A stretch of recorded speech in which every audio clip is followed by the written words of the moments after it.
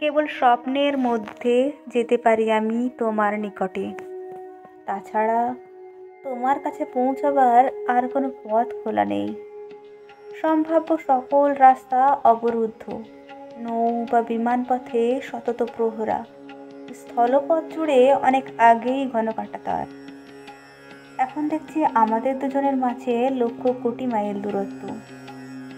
তোমার নিকটে যাওয়ার পথ এত দীর্ঘ, এমনই অচেনা, তার চেয়ে বরং কলম্বাস কিংবা ভাস্কো ডা গামার সমুদ্র যাত্রাও ছিল অনেক সহজ। এই দক্ষিণ মেরুর পথ পাড়ি দিয়ে উত্তর মেরুতে যেতে কোটি কোটি সৌরবর্ষ হেঁটে যেতে হবে।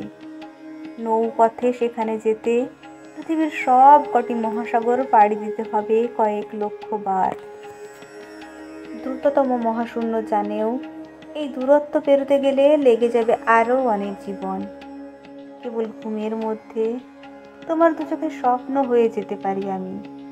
সোনার কাঁকই দিয়ে খুব যত্নে বেঁধে দিতে পারি ঘন চুল।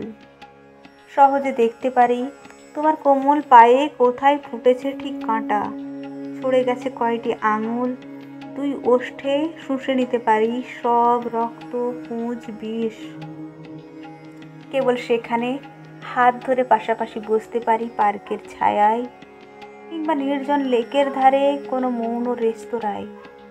এছাড়া তোমার নিবিড় সান্নিধ্য লাভ কখনো সম্ভব নয়।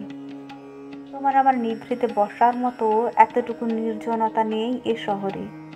একটিও সবুজ উদ্যান নেই, তিতির শালিক নেই, যার পাশে নিরিবিলি একটু বসতে পারি, মৃদু স্বরে একটু করতে পারি বাক্যালাপ, এমনকি কুশল বিনিময়।